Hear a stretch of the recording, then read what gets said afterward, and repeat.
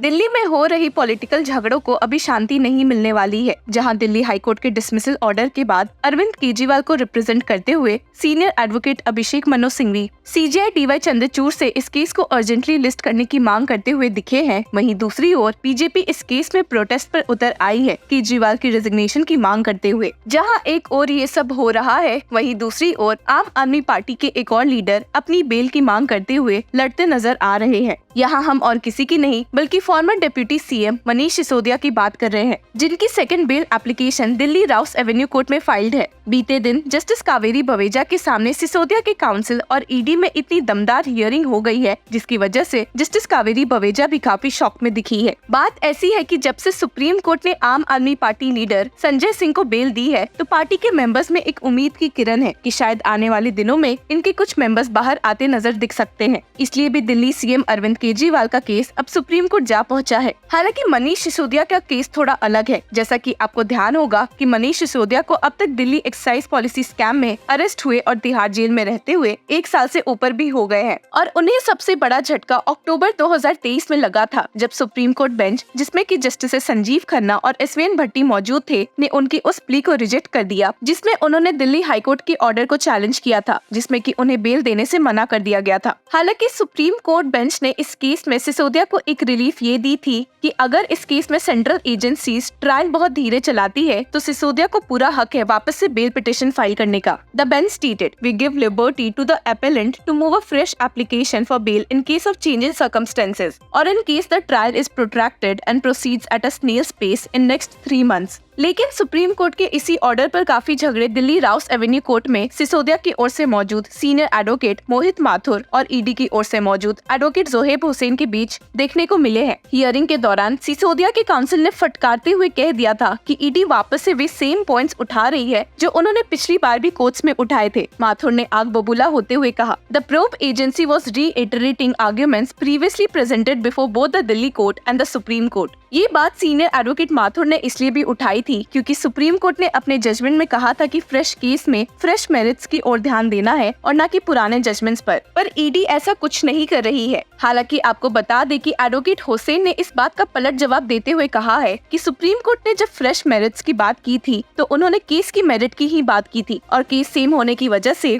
वही पॉइंट्स उठेंगे। लेकिन एडवोकेट माथुर ने ईडी के काउंसिल को वापस से फटकारते हुए कह दिया, the Supreme court order meant the merits of the delay, merits of the bail application and not the merits of the entire case. Merits don't have to mean the facts involved. इस point पर justice Kaveri Baweja भी बड़ी दुविधा में नजर आई है। असल में सुप्रीम कोर्ट ने अपने ऑर्डर में एक बात ये स्टेट की थी that if any application for bail is filed in the above circumstances, the same would be considered by the trial court on merits without being influenced by the dismissal of the earlier bail application including the present judgment. और इसी merit के point पर दोनों council के बीच झगड़े होते दिखे हैं। आपको बता दें कि एडवोकेट विवेक जैन, जो भी मनीष सिसोदिया की ओर से मौजूद थे, ने आर्ग्यू करते हुए कहा, if the Supreme Court's intention was that there should be a de novo bail hearing, it would have been included in the order। इधर जस्टिस कावेरी बवेजा ने फैसला लेते हुए कह दिया कि पहले तो यही डिसाइड करना होगा कि मेरिट से सुप्रीम कोर्ट का क्या मतलब है, उसके बाद ही बेल एप्लीकेशन आगे बढ़ सकती है। जिसके साथ ही उन्होंने केस को अब नेक्स्ट 15 अप्रैल के लिए लिस्ट कर दिया है। आपको बता दें कि अभी पिछले हफ्ते ही मनीष सिसोदिया की सेकंड बेल एप्लीकेशन फाइल की गई है, जिसमें सीनियर एडवोकेट मोहित माथुर ने कहा है कि अभी तक सेंट्रल एजेंसीज ने इस केस में स्पीड नहीं पकड़ा है और सुप्रीम कोर्ट के अक्टूबर ऑर्डर के बाद से भी कोई तेजी नहीं मिली है, इसलिए वे एक न्यू बेल एप्लीकेशन लेकर मौजूद है। सीनियर एडवोकेट माथुर ने आर्ग्यू करते हुए कहा, despite 11 months passing since the investigation concluded, there has been no evidence linking Sisodia to the alleged bribe money। सिर्फ यही नहीं, उन्होंने तो आगे ये भी ऐड करते हुए कह दिया कि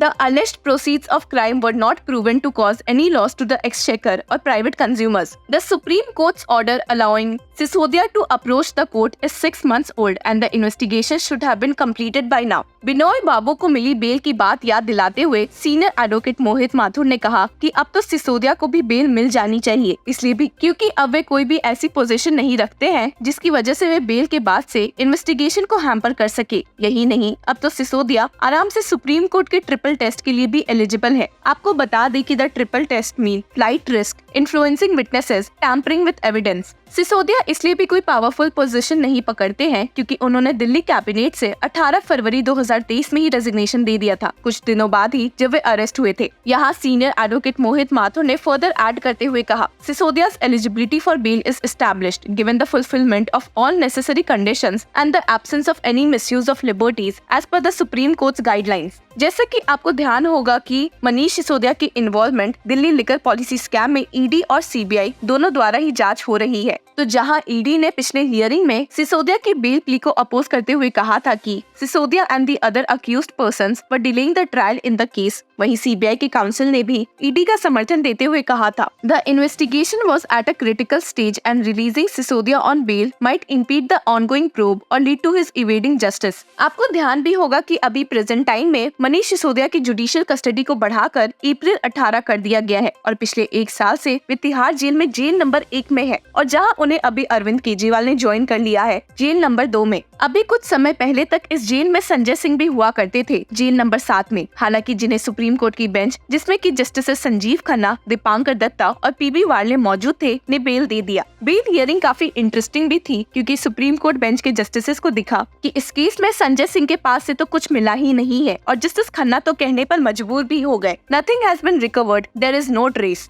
सिर्फ यही नहीं, जस्टिस खन्ना ने तो पीएमएलए के कई प्रोविजंस पर भी सवाल उठाए कि उन्हें पीएमएलए में तो कई क्वेश्चंस के जवाब ही नहीं मिले। Justice Khanna stated, hypothetical question, if bribe amount is returned will PMLA case survive? I could not find an answer in PMLA. हालांकि जहां संजय सिंह के केस में सुप्रीम कोर्ट का ये कहना था, वही उन्होंने मनीष सिसोदिया के केस में पाया कि one aspect regard to transfer of money ₹338 crore is tentatively established, we have dismissed the bail. लेकिन कई लोगों को फिर भी सुप्रीम कोर्ट का ये जजमेंट फूटी आंख नहीं सुहाया था। सिसोदिया की बेल डिनाई होने के बाद तो सीनियर एडवोकेट कपिल सिब्बल ने ईडी और पीएमएलए को फटकारते हुए कहा था, the PMLA is an instrument of oppression, it's as simple as that, it's an instrument by which you terrorise people. इस बारे में अपनी राय देते हुए फॉर्मर सुप्रीम कोर्ट जज जस्टिस मदन बी लोकुर ने भी कहा था कि the important considerations for grant or refusal of bail are, will the accused abscond or not be available for trial? The court has not considered this and the prosecution does not seem to have adverted to this at all. So if the essential ingredients have been very vaguely adverted to by the prosecution, why should the accused be denied bail only because the alleged crime is prima facie proved? If such a situation is allowed to remain, nobody will ever